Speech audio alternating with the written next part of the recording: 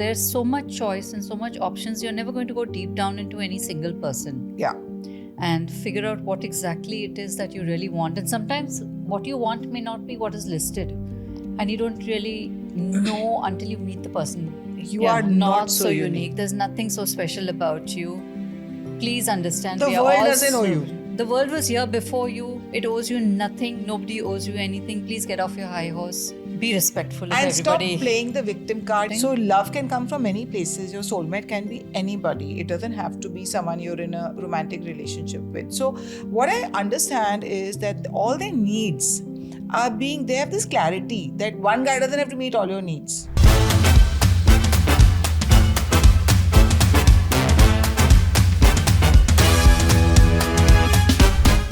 You know, we've often talked about the fact that this generation wants soulmates and love and romance, but they don't want commitment.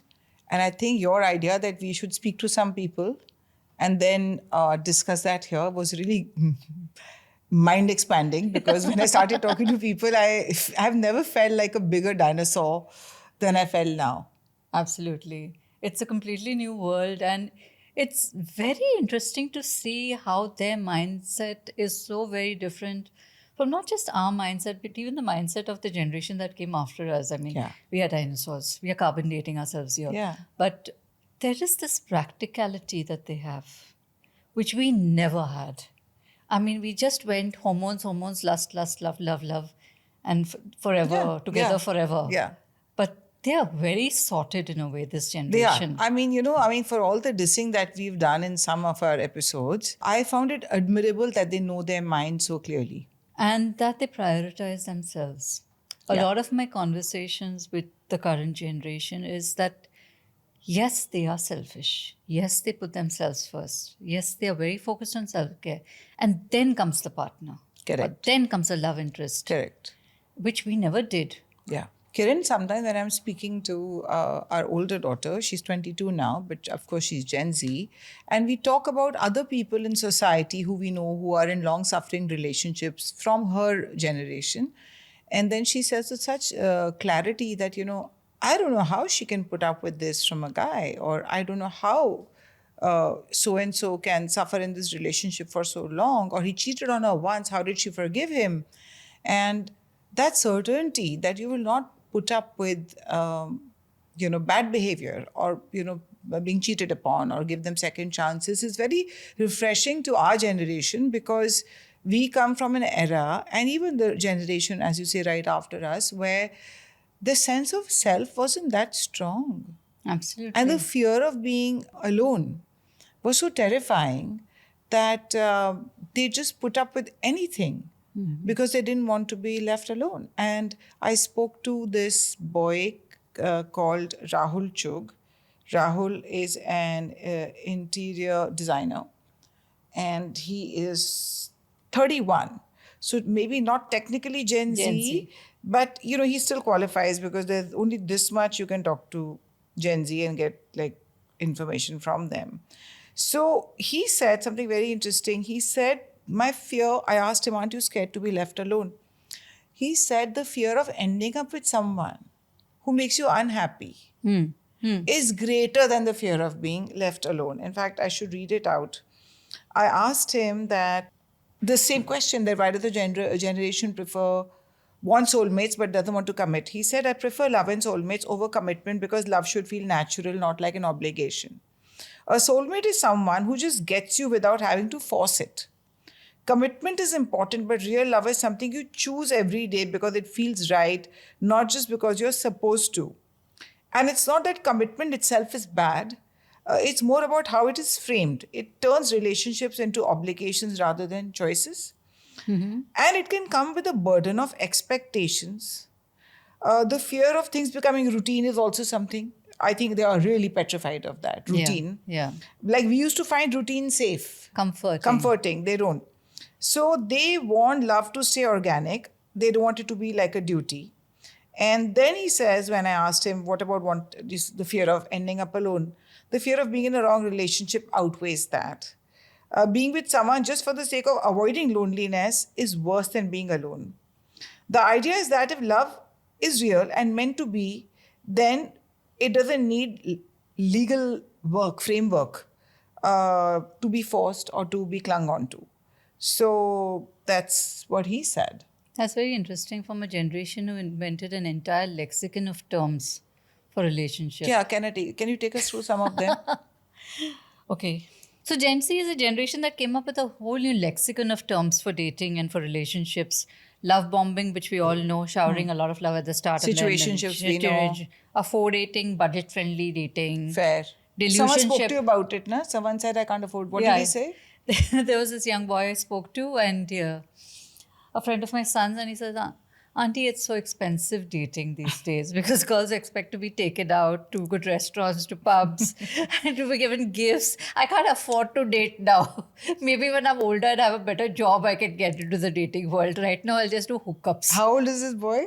21 or 22. But it's unfair. I keep, my girls always say that they feel really bad when boys pay. And they promptly, even as a group, not as a date, when a group of girls and boys goes out to Starbucks after school, right?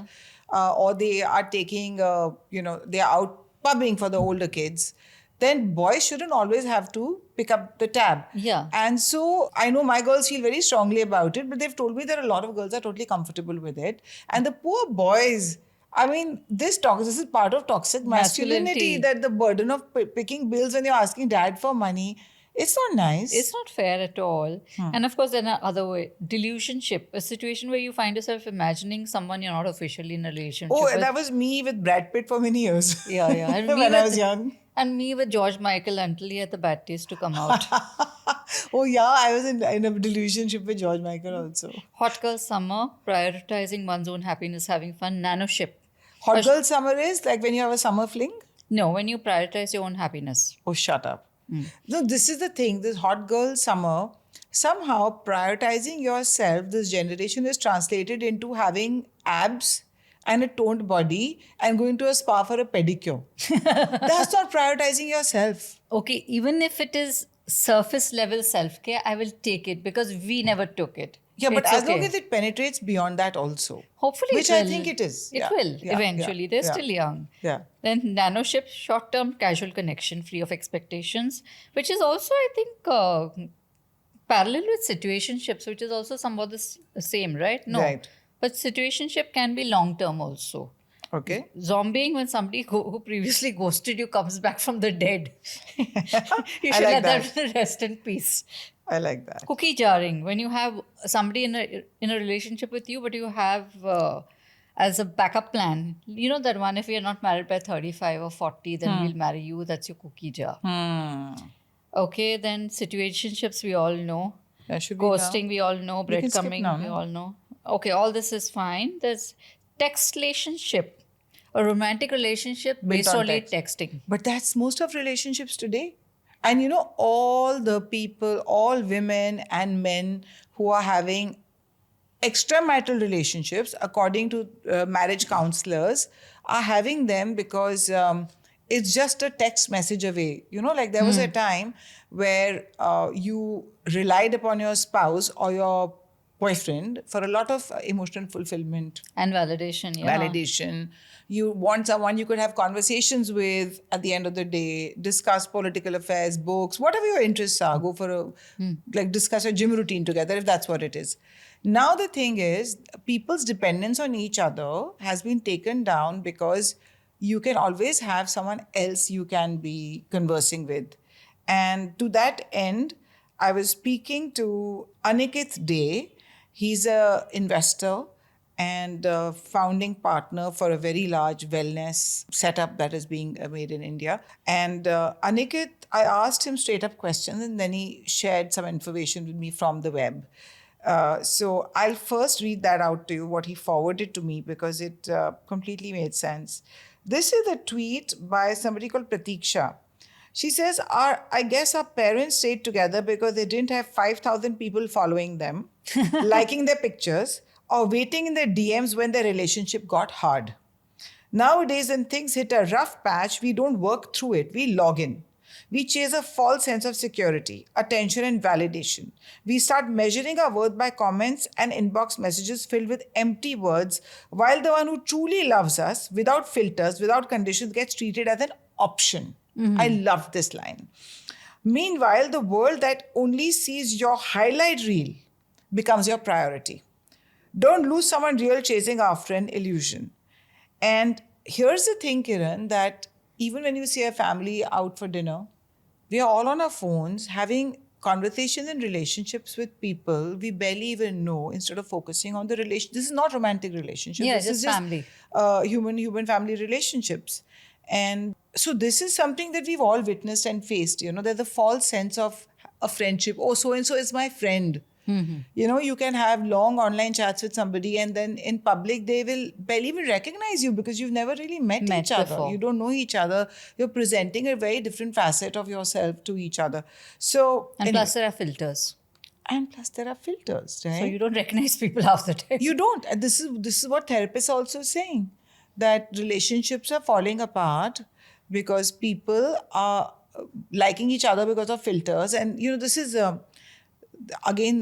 this is Shraddha Sidwani, the therapist I spoke to. She said that why is Hitch and Bumble and all not working out? I was asking her, these apps are dying now because of this. Because She of said because of filters? filters and people projecting a different idea of themselves, portraying a very different image of themselves. And then they chat for some time online. And then when they meet, they realize this isn't that person at all. So you're not forming real connections. And also a lot of this Gen Z, while I was researching up for this conversation we were going to have, they are moving away from these apps. And why is that? It's because a lot of them feel that the apps are primarily just for hookups, Yeah. which they are. Yeah. And secondly, it feels like a gamified quest for love. Somebody said, I like that the phrase, gamified quest for love. It is not like McDonald's for love, right? Yeah. You basically order. And you swipe right. There's so much choice and so much options. You're never going to go deep down into any single person Yeah. and figure out what exactly it is that you really want. And sometimes what you want may not be what is listed. And you don't really know until you meet the person in I flesh think and what blood. Gen Z now is becoming aware because it was the millennials who were sort of dealing with this The app. the app thing. And So look- a young girl I spoke to, she is 24. She said, doesn't want to be named. She said that dating apps on a surface level make it seem very, like it's easy to connect with people, exactly what you're saying, but you don't form a genuine connection. And she says, I would rather, know someone organically, where you get to really see them for who they are, or meet them through a friend, because this online chat translates into a completely false premise and a false idea of who they are. It's very performative. It is. So I'm glad that this generation is at least realizing that. Sensible about it. We were from the time of, ASL. What's ASL? Oh, Those AOL. chat rooms. AOL. No, those chat rooms where Yahoo you were, chat rooms. ASL, age, sex, location. That was how you introduced yourself. Oh, you were on some chat rooms, Yeah, I of must course say. I was. I was on no such chat room. No, you investigated the internet when it came. Wow. Everything. I Yahoo had no chat idea of rooms. this. I feel Yeah. quite left out. So this generation has moved far beyond that. We sort of investigated what it was to meet strangers from different parts of the world, talk about them. And we were cagey. Yeah, we never gave I out. think that maybe we were older when this happened. So, that again, the frontal cortex can develop up till the age of 27 in some people. That's where a lot of reasoning and logic comes from. I know somewhere it hasn't kicked in yet, but that's In another 50 conversation. In the 50s? That's another conversation. So, Kiran, I asked this Aniket day only. I asked him the same set of questions to understand.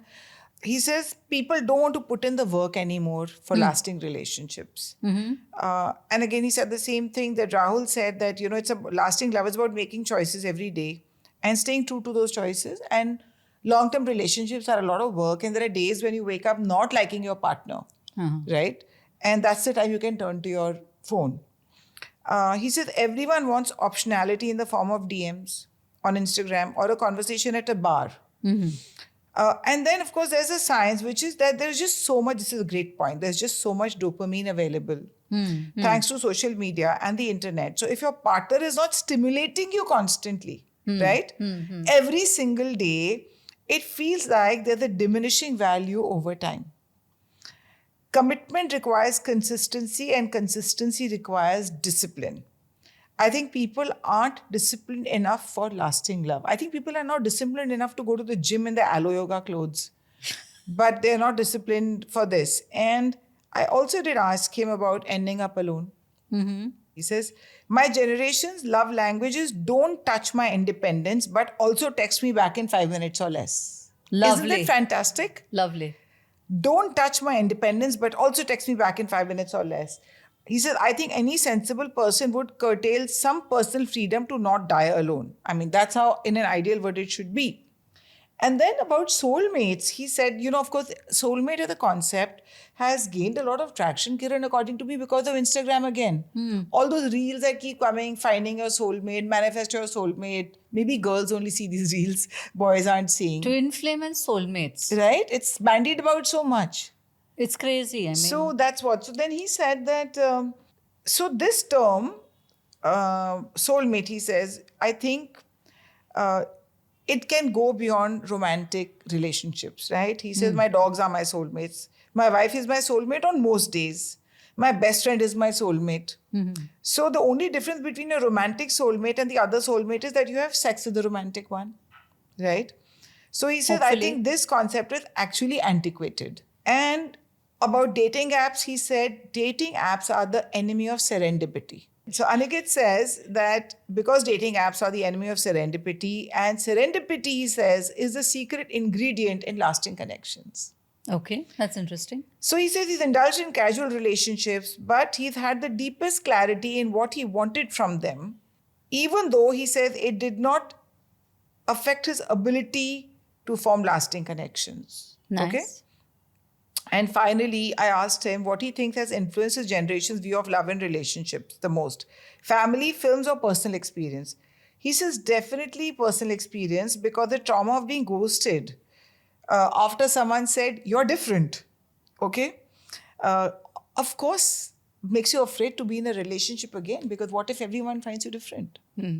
But isn't it fantastic? Like, people have this lucidity of thought at a young age. So a friend of Krish's, my son's, who's 21, he's still studying, he had this to say, tells me, Auntie, I'm no more interested in any hookups. I've done a lot of that when I was in college and I was in my teens. It's completely meaningless now. Now I want to find somebody I can have a nice, deep, long-term relationship with. Yeah. And he's 21. So they have been through that stage where they've done the serious Or they've seen it. They've seen their friends get burnt. Yeah, they've seen it and they've seen what's happened to, what's been the fallout of those hookups. So the fact that they have been through this so young and they know now that, this is not for them and they need something more. And there's a term called simmer relationship, where they don't want to rush into sex. They want to get to know somebody over a period of few months, 2 months, 3 months, 4 months, which is a long time for this generation, where it is first date and sex. And then go further. Yeah. That's a wonderful... That's a lot of maturity. That's a lot of flip that's happening. Because if you don't straight away start making out, you give each other a chance to like other aspects of yourself, And you also give each other a chance to bail out if you don't really like each other at the end of it. Yeah. Also because I think younger kids, all said and done, and especially this is probably more true for girls, they conflate sexual attraction with love. I mean, I think they're just built that way, engineered that way. But I think this generation of girls is quite clear on that. No, they are clear on that. But I'm just saying that you also run the risk of extra attachment then. But Kiran, I'm surprised, in the universe that I inhabit of younger kids around me, there are two extremes. While you're seeing people who are experimenting too much, because though they have this end goal, but they're like, let me just get as many numbers see what's going. In the market. Yeah. But there are also people who've been seeing each other from grade 8 and 9. How lovely. And they are at university and they're still together and they're still making time to fly down and meet each other.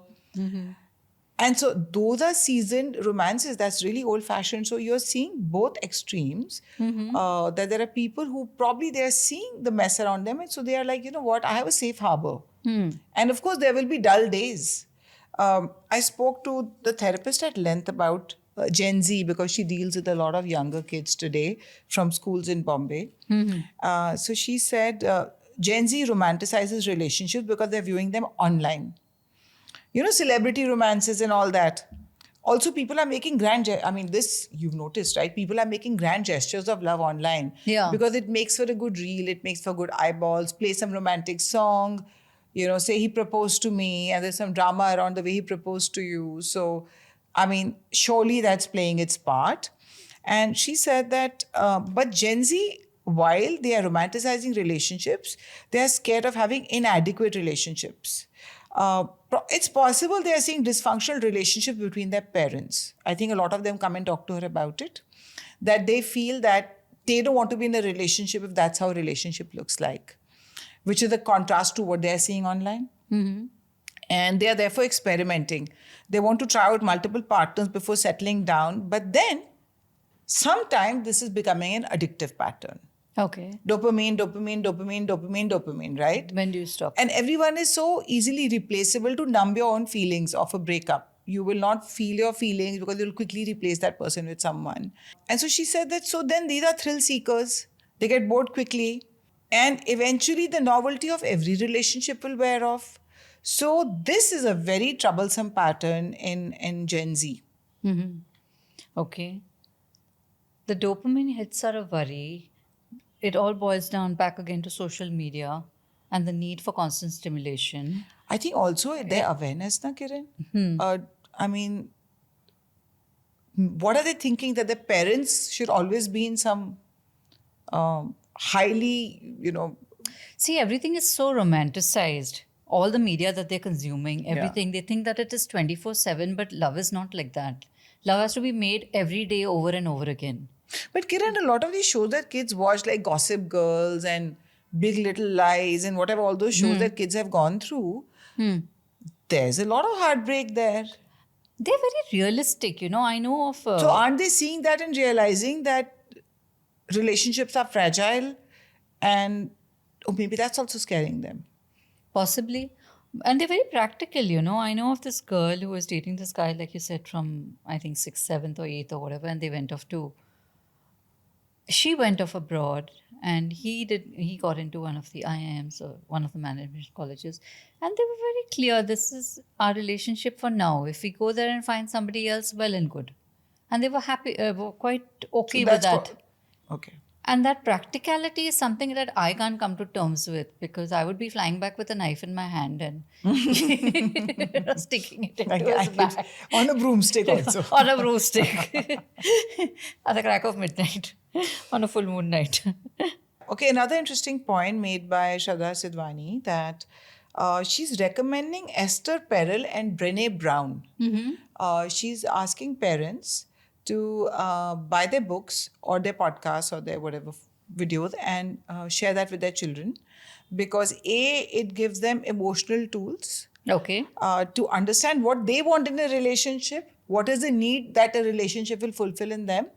And also, I guess that this whole dopamine game, see, we know about it, but if our kids knew about it and if they could look at themselves going through the dopamine highs and lows, they'll probably have a slightly more clinical approach towards it. So she said, the other reason that kids are really afraid of commitment is because all human relationships right now are scary. Okay, all. Yeah, everything is on thin ice. Girlfriends can dump, a girl can be easily abandoned by her best friend because there are options. It's not just in love relationships, it's in platonic relationships, right? Every relationship now is far more complicated than it used to be in our time. And because everyone is simultaneously in a relationship with their phone and with their social media pages, okay? So every single relationship they feel is so much work that better to not be in a relationship at all and just seek small time gratification. But that is so in installments, like microdosing, But at the end of the day, when you're microdosing on everything, when are you ever going to get a full stomach? The other thing was that she said, you want a soulmate. You want a love that lasts and that's not so much work and yada, yada, yada. But she said, how is that possible if you are not willing to be vulnerable? Absolutely, exactly. She said, the for a true psychological and emotional connection to form, you have to surrender to the relationship. You have to surrender to your own feelings. You have to be open. And that And- doesn't happen if you're going to say, text me back in 5 minutes. Exactly. So she said, I think a lot of self-work is needed, whether through therapy or through conversations with someone you trust. Like she said, that parents first need to see that what is the kind of relationship they have with each other, because their children are basing their life's decisions based on that. Or they are deciding that they are never going to be like their parents. Yeah, either ways. It goes either ways. And then because of porn and access to online sex, even online sexting, their idea of sexual fulfillment and the expectation in reality versus what they have experienced online is very different. And she said, therefore, dating apps are also not working, because when people are meeting and actually hooking up, they're realizing that this isn't quite like what they thought it would be. There's an entire generation of, not generation, a subculture of Japanese young people who are refusing to get into relationships, who are either in relationships with manga characters or anime characters, anime characters, and or even just voluntarily celibate. And the government is worried because of the dropping childbirth rate. They're actually asking women to come and have babies there, because this entire generation is not interested in relationships, not interested in long term. Because of rejection? Because of rejection. Like our producer said that a lot of them he knows are afraid of rejection. So why do you think were we not afraid of rejection? That's an interesting question. Why were we not afraid of rejection? We did get rejected pretty often. Yeah, we did. Yeah. Why weren't we afraid of rejection? I think our self-worth was pretty strong. We were more resilient. And we could take it and move on. And pressures. Again, the same thing. That we were not living under the pressures that this generation is living under. You know, to do well, to be famous. They all want to be famous, by the way. To succeed, to have maximum likes. And it wasn't the to look a certain way. Yeah, it wasn't the be-all and end-all if we got rejected. No, I mean, of course, it hurt when you got rejected. It did, but you moved on. And also, I guess you were also not getting rejected from every quarter in life. You know, if you're getting rejected online, like... There was no online to get rejected from in the first place. Yeah. At that point. Yeah. You know, like in adolescence, that boy, Jamie, thinks he's ugly because he's been rejected. And then he asked the therapist, do you like me? And she said, it doesn't matter whether I like you. What do you think of yourself, right? So what does that show? That I could talk myself out of being rejected, Kiran. I really could, and I'm sure so could you. But then these people have given all their power to somebody to else, other people. To reject them and to believe in their... Yeah, I mean, such a cute-looking kid. Why would he think that he's because he dysmorphia? He does not fit into the macho image of the tall, hefty, brawny boy. The soccer Yeah, playing. I remember him saying repeatedly, do you think I'm ugly? Do you think I'm ugly? He was not ugly at all. He was so cute. But that's an age where you're constantly seeing the flaws in yourself rather than the good things in yourself, unless Kiran, you're stunning. At that age, I was hairy. I'm not kidding. I wore my hair really short. I had properly had the Frida Kahlo mustache and knit brows, because my mom said, I don't want you to start taking care of your, looks so early in life, because then you won't focus on your studies, whatever the connection was. I mean, kids today are carrying mobile phones with a space at the back to put their lip gloss in. And mirror to it. And yeah, so my mother would give me too tight wax. And I'm saying, despite that, I really thought I was the bee's knees. And now when I look at my pictures, I was like, how deluded was I? But it's also because I didn't have social media where I could look at many other beautiful girls with their filters and makeup or whatever. So I didn't have anything to compare myself with other than my 2-3 friends in my classroom. I guess that's it. So it is the pressures that these people are going through. That makes them afraid of rejection. Also, we've never looked at ourselves so much, no? Yeah. There was never so much of selfies or cameras or photographs taken of us. Or mirrors were like that one above the wash basin and one full-length mirror. That's about it. Yeah, remember Sonali Bendre said on her show that her mother had kept no mirrors at home? Yeah, so it was never that you looked at yourself at all. You just... From all your angles and everything. It was only when people recoiled when they came across you that you realized that you were scary.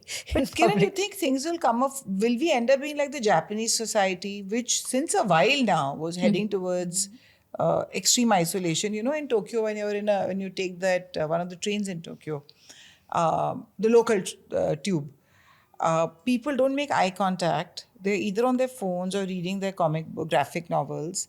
And when they're standing, if there's so much as brush against somebody, they can be reported at the platform for sexual Harassment. harassment. Yeah. And so it's a very isolated culture in metro cities of Given Japan. our population, I don't think that's going to happen soon. No, yeah. So I'm just saying that even without the help of social media, Japan is an extreme society. And do you think that things will come a full circle and healthy relationships will again start and everything will course correct? Or do you think the way things are headed now, it's only going to get worse? See, I have hope from this generation. I find them very sensible. For all the hedonism that the millennials did, swiping right, swiping left, going into hookups constantly, not settling, this generation, okay, they may not want to settle down permanently. They may look at marriage as something that they don't want to get into. But they are definitely looking long term, and they're definitely going slow. They definitely want intimacy. They definitely want meaning to whatever they get into their But lives. they have no tolerance. And That the is- therapists are equipping them with words and jargon.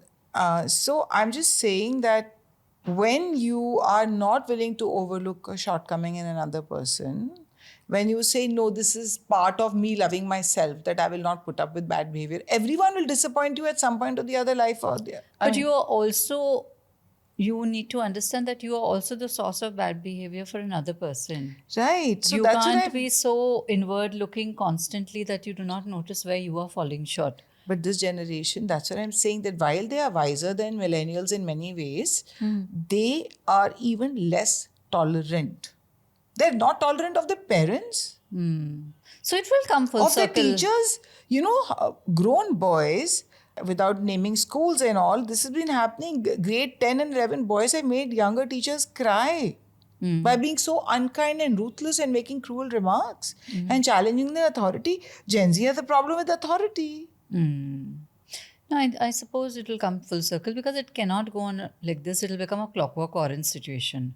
We can't be having Yeah. Or they'll have relationships with AI. That's another possibility. Yeah. Create the perfect AI to have a relationship with somebody who will never disappoint you, never have BO or morning breath. Man, I'm so glad I'm not young anymore.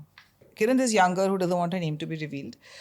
She said that, you know, there are so many boxes to be ticked in a relationship now. People are going into a relationship, long-term relationship with so much awareness. How are his finances? How is his family? Does he have a house of his own or not? And this is not to say that girls are moochers. These are girls who are earning a very good income themselves, okay? So, because of all these boxes that must be ticked, it is taking longer to find the kind of a guy who's going to meet the criteria, or a girl, okay? And so she said, therefore, you know, she says, you also never know what's coming next when it comes to love. So whenever you're in a relationship, you're almost like, you know, I'm happy, but could I be happier? Right? This is fun and exciting. I have such a good time with him, but is it possible the next guy or girl will be even more fun? And because of so many options, again, it boils down to too many options. They feel that you never know what's coming next. And so better to not commit.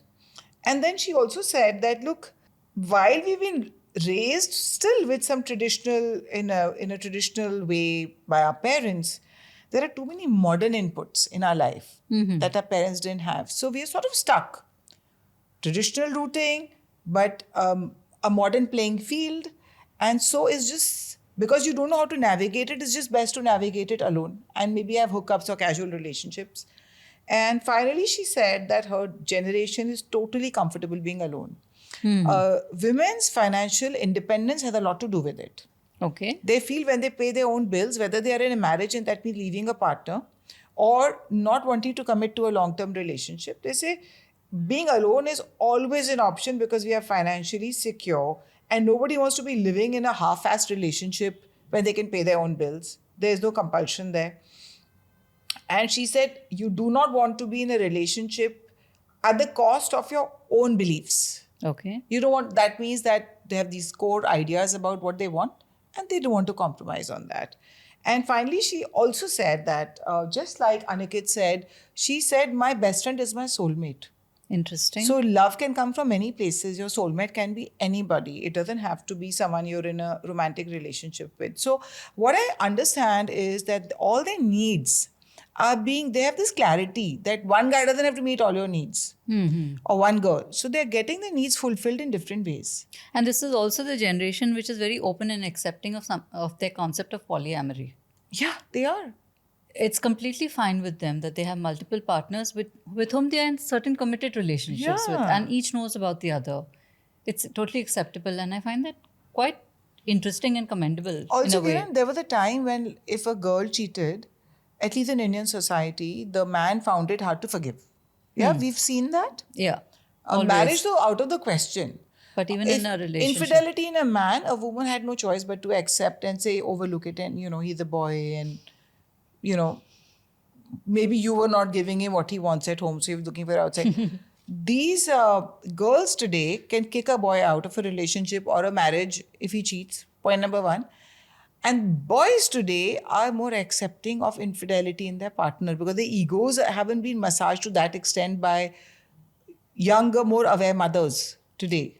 Which is not to say that we are condoning infidelity. No, I'm not just at all, saying that, but it's that nothing. there is some sort of, equality one sees that is coming into the picture between how gender roles play out. It's very interesting. In the last few days, I've been reading all sorts of news about married women taking lovers and bumping their husbands And off. hacking them, hacking their husbands. Yeah.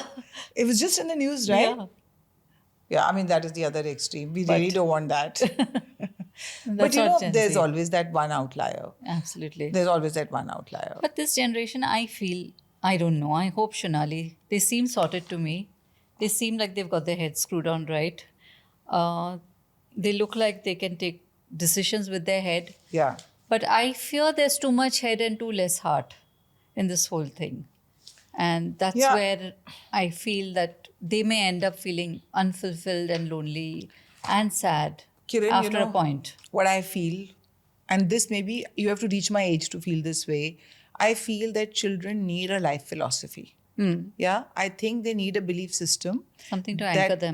That can anchor them. Whether it comes through religion, it can come through some just some life philosophy. It can be Buddhism, it can be Hinduism, it can be Christianity, it can be anything. I mean, any religion you believe in, Islam, whatever you believe in, ultimately all religions anchor you and give you a strong sense of self and teach you at least how to treat other human beings if you follow the religion in the right manner.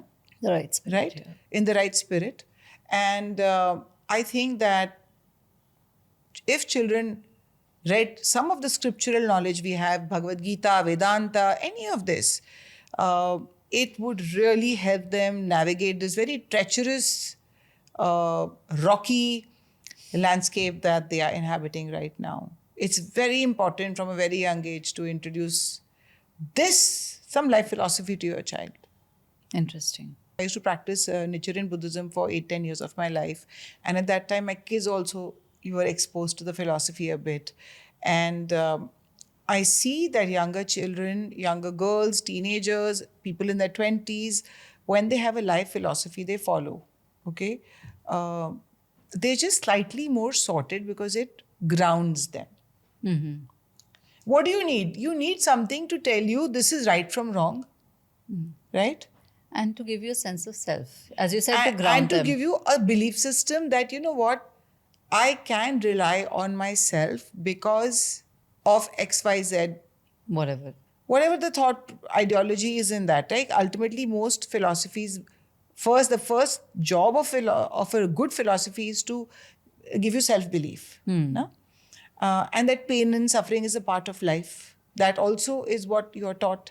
At a certain level, detachment is also what you're taught. So I'm not saying you can start walking that path right away, but we had grandparents living with us, a bulk of our generation, or living close by from us, who could, read stories and talk to us about life. I think hanging out, even if you don't have a life philosophy, spending time with your older aunts and uncles, who you can confide in more easily than your parents, your grandparents, I think that is a resource that is invaluable.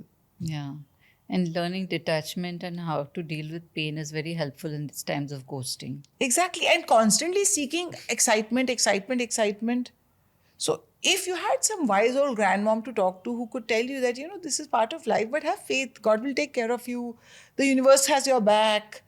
It's the same language being rehashed. Universe has your back is like Dadi saying God will take care of you. Yeah. Okay. But only thing it's been monetized on the Yeah. Instagram. Or you're a good person. Good things will happen to you. Why don't you go and do good karma? Do some daan. Go and spend some time with an old age home. Go and give some thing in an orphanage. All these old time-tested ideas, make you less self-obsessed because you look around you and you see Other suffering. and then you also understand that you really are so privileged and there's so much to be grateful about. And you're not so unique. I think that is something. Oh my God. Can you say is that out something. aloud again? Really. You Yeah, are not so unique. There's nothing so special about you. Please understand. The we are world all doesn't owe you. The world was here before you. It owes you nothing. Nobody owes you anything. Please get off your high horse. Be respectful of And everybody. stop playing the victim card. You're not a victim. You are a living being. You're a human being going through a human experience. In a skin suit. I think also in a Skin suit. skin suit. I think even reading literature, kids are not reading literature now. If they read Thomas Hardy, they I would don't have be been suffering enough. estranged from the idea of pain. They would have suffered enough for the rest of their life. That's all.